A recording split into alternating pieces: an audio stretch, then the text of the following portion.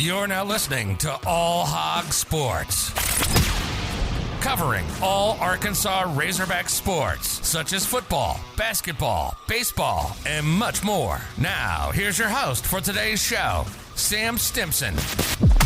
They don't call them the OMAHOGS for nothing, baby. For the third time in 4 postseasons, your Arkansas Razorbacks are headed up to Omaha, Nebraska to play the College World Series at TD Ameritrade Park. What an incredible weekend for Arkansas. I'm going to recap the 2 games. Arkansas sweeping the Chapel Hill Super Regional with a win on Saturday, 4-1, and then Sunday closed the job off with a walk-off by Brady Slavens, winning 4-3. Now, that first game, there was 2 long delays in it, but Arkansas kept McIntyre in the game after the delay. And really, I think the big weekend recap is Arkansas's starting pitching really put them in a great position to get the win. On Sunday's game, McIntyre went 5.2 innings, only allowed 3 hits, no earned runs, and only walked 2. Pitch count up to 73, and he got pulled, and then Ramage and Taylor went in. Tiger went in for an inning, and then Hagen Smith, and then Morris ended up closing it off. Arkansas, as a team, really was effective at getting some run support, especially in the bottom of the 9th. Going into the bottom of the 9th, Arkansas was down 1, and then really had a great final inning that I'll talk about here in a second. But I really liked how Dave Van Horn managed the bullpen in this game. You could tell that he was like, hey, I want to win this game. What really stood out to me was how he was willing to just kind of pitch the guys that he needed to. When McIntyre, you could tell that he was kind of, slowing down. His pitch count was getting high, and then they put in Ramage, and he didn't do so good, didn't throw that much. And then Taylor only, I think, threw like 4 pitches, and then Tiger came in to close. Hagen Smith came in to close, let up a run, and then Morris came out. And really, Morris probably would have been in a good position to start Arkansas's finale the next game. But, I mean, why play Game 3 if you have to, especially in that super, super hot, heat wave that's kind of going across the country. Dave Van Horn was kind of talking about, like, hey, we're here to win now. We don't want to play tomorrow. Hagen Smith kind of playing into this closer role after he's been a starter all season is something that does intrigue me. I like the move by Dave Van Horn, though.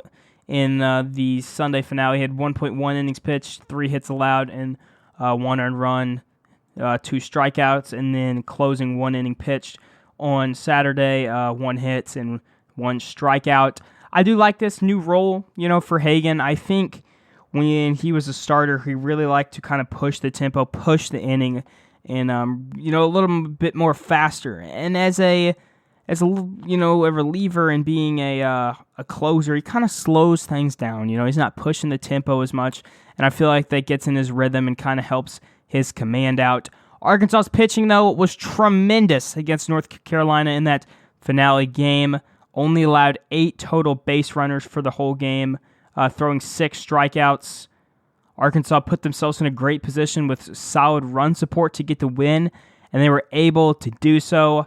Arkansas scoring started in the bottom of the 4th. Jalen Battles, 2 outs, got a double to left, scoring Lanzilli. Braden Webb in the 5th smashed a home run. It was 2-0 Arkansas for that time because it started off for the first 2 innings played. Arkansas left 3 on base in the second, went straight to rain delay after that. Game came back about an hour and 40-ish minutes later. Arkansas then played, I think, until around the middle or somewhere in the 7th. Not exactly sure, but then they ended up scoring. UNC did on a ground out to the pitcher, and then on a wild pitch. So it was 2-2. Then you come out of the rain delay. Hagen Smith takes the mound for Arkansas. Goes to the top of the 9th. UNC scores the game go-ahead run, and then Arkansas responds well in the bottom of the 9th. In the bottom of the 9th, Battles ended up scoring on a fielder's choice. Potential 2-out double play ball. However, Battles, obviously got to home, and then Webb was able to beat the throw at first. And then Slavens shows up at the plate and single to right. It was really cool because if you watch the post, game celebration, Battles went straight up to Slavens after. And if you remember last season, Slavens and Battles were part of that Arkansas team that won every series and swept the SEC tournament. And was, they were tremendous all season long. And I posted something on Twitter last season, the that feeling, they didn't want it again. And, Slavens took the batter's box and was like, all right, we're going to send this thing to Omaha. And it's just a really cool moment for them to, share that together after experiencing last season's heartbreak. And then, both of those guys could very well be playing in minor league baseball right now. And they're like, no, we're going to come back to Arkansas, run it back for one more year. And then they end up getting the win.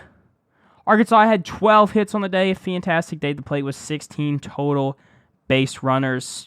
Slavens with 2 hits. Michael Turner doing his thing again, 2 for 4 at the plate, and then Jalen Battles was 2 for 3. Stovall had an incredible day. He was 3 for 4 from the plate, batting .500 for the entire Super Regional. He's been putting up really effective performances.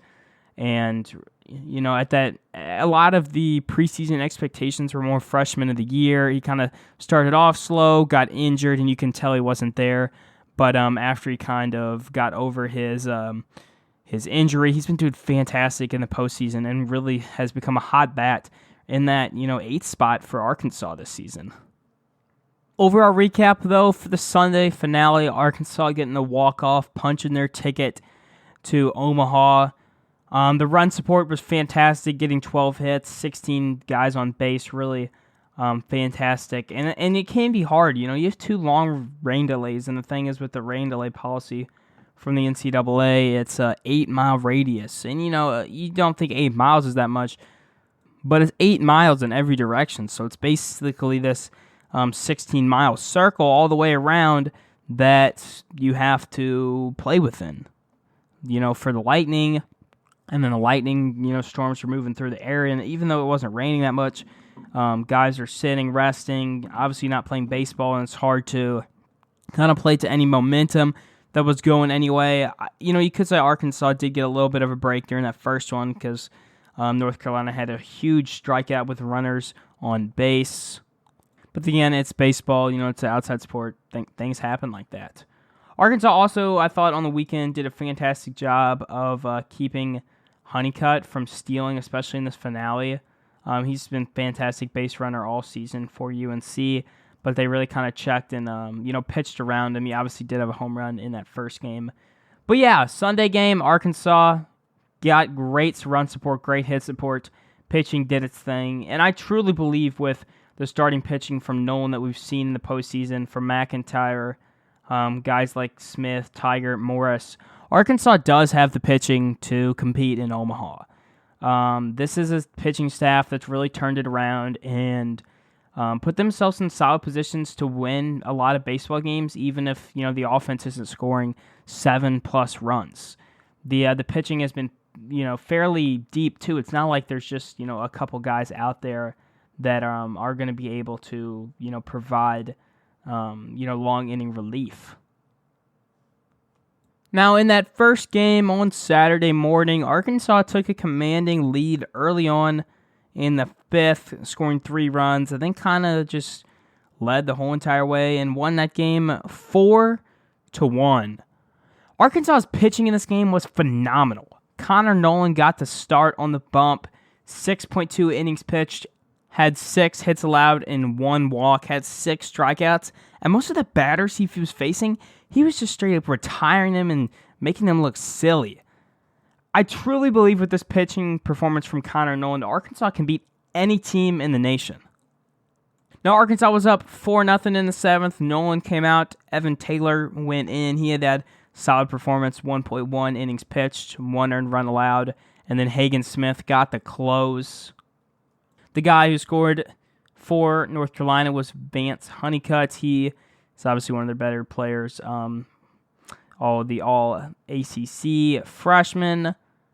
Arkansas only issuing 1 walk for the entire game was really positive, as Arkansas has kind of put batters in front in counts and had to go to 2-0, and then we end up walking guys. Arkansas, though, was fantastic with their command.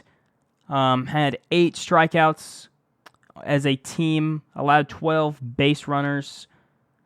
Mainly the thing here, I think playing, with your bullpen out there and having a lot of run cushion is positive. It was Arkansas in the fifth inning had Stovall, homer, and then Slavin's RBI, and then Caden Wallace had a sac fly, and then Slavin's had another RBI.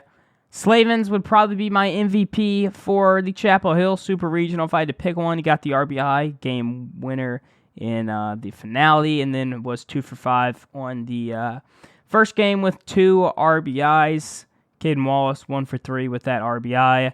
Braden Webb was fantastic at the leadoff spot. He had a single, another single, and then was walked, and then he actually got on with a bunt single. He was 3 for 4 at the plate. Fantastic day for him. And then Stovall was got the home run to put the Hogs up. It was an absolute goner out of the stadium. For UNC, Honeycutt was 2 for 3. Arkansas had kind of pitched around him in the first. What happened in the first is UNC actually got a decent amount of momentum. They had 3 guys on base. Nolan got out of the inning with no runs scored, and then Arkansas just was retiring batters like crazy after those 3 guys that were left on base. And then later into the game, when Arkansas had their bullpen out there, the other team, UNC, kind of cut in and got some more base runners. But there was a point from like the second inning to the 7th or 8th where they were just struggling to get more than 1 or 2 guys out there on base and put runners in scoring position. For UNC, their starter, Carlson, went 5.1 innings, and then long relief, O'Brien pitched 3 innings at the end. Arkansas got 2 stolen bases as well. Main thing I thought they did really well, though, on Saturday is just kind of get out there early and put themselves in a good spot to be confident. Playing with a lead, obviously, is going to bolster other performances, if that makes sense. The defense was absolutely great. Arkansas turning some double plays in both of these games. Overall, a lot to be happy of. Only 4 runs allowed for the whole entire inning. It's something that I love. It's just how this Arkansas team responds to adversity. In sports, something that matters a lot is how you respond. Because there's not going to be a situation, especially in baseball, you win every game and everything goes your way. When things don't go your way, you got to be able to overcome it. And I think things started out early this season when Arkansas's number 1 option for pitching on Friday night, Peyton Pallette, was out for the season with Tommy John surgery. It was definitely a blow to this team who had high Omaha hopes and had high national championship hopes. And I still think it stayed that way, and it definitely should have, as this team was able to deliver on such. But that hit Arkansas. And Noland did a fantastic job of seeing that and bouncing into that Friday starter spot and going, all right, I got this, and putting 2 great performances out on the first day of the NCAA regional tournament and then the super regional tournament. And then later in the season, Arkansas had struggled to score with runners in scoring position, and they worked on that. And they got better as the season kind of went into the later end of it, into the regional, and then the pitching struggled at kind of the end of the season, the SEC tournament, the series against Alabama, and then they were able to turn it around and find their guys out of the bullpen and get the command down and figure out, all right, we can start McIntyre, Noland, and then maybe Morris on the next day. But when you only have to play 2 games and you move on, you don't have to worry about it. I think the main thing that Arkansas has done all season is respond to adversity. There's been a lot of, criticism from people who had higher expectations. But the thing is, you don't understand, baseball's such a long season. I think kind of people get kind of lost up in that. When something goes wrong and somebody says, there's more games to be played, and you just got to trust in the coaches and what they're going to be able to do. I mean, Arkansas was able to turn it around 2 out of 7 runners in scoring position in the Chapel Hill Super Regional is higher than the season average, and then holding UNC to that 0 for 4 runners in scoring position, especially within that first inning, and the pitching and the command was there. The thing with baseball and just sports as a whole is teams have to respond to adversity, and Arkansas did that so well all season long And I'm just so happy for this group of guys, man. It feels so great to go back to Omaha 3 out of the last 4 seasons. And they call them the OMAHOGS, and they call them that for a reason. Obviously, last season being number 1 in the country, I think that puts more of like a target on your back and, high expectations. The number 1 team hasn't won it in this century. And we just saw Tennessee get knocked off earlier today, as in Sunday. But for Arkansas, those guys all experienced it last year. 6 of them were returning on the lineup, and then multiple pitchers, and then so many guys joining the team this season. Turner, Lanzilli. Arkansas using that transfer portal to their advantage in all the sports, but especially baseball was huge in this postseason success, the way this roster was managed. And Arkansas has done what you've got to do. You've got to peak at the right time, and Arkansas peaked here in the end of the season, and the Hogs are headed back to Omaha. It's going to feel awesome, man, to be back at TD Ameritrade. All Hog Sports podcast is hitting the road, but we'll bring the microphone with me so y'all can expect that great coverage. Anyways, signing off for now. Woo pig, suey, and go OMAHOGS.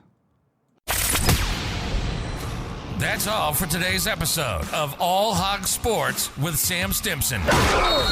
Make sure to stay tuned for the next episode covering all Arkansas Razorback sports. If you enjoyed today's episode, please subscribe and leave a 5-star review on Apple Podcasts. Follow us on social media too. On Twitter and Instagram at All Hog Sports Pod. Like on Facebook at All Hog Sports and Arkansas Razorbacks Podcast. And on YouTube at that same name. Thanks for tuning in to today's episode.